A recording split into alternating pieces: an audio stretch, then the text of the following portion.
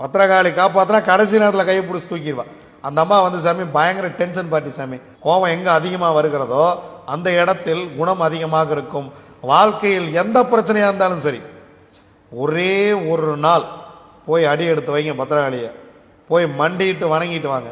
நீங்கள் நினைக்கிறத விட அந்த அம்மா உங்க கூட வரும்.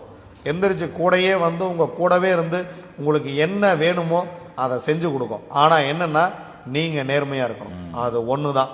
உங்கள் பக்கம் தவறு இருந்துச்சு, அந்த அம்மா நீங்கள்லாம் பார்க்காது, நான்லாம் பார்க்காது, எவனும் பார்க்காது, சிவனும் பார்க்காது, தூக்கிறோம்.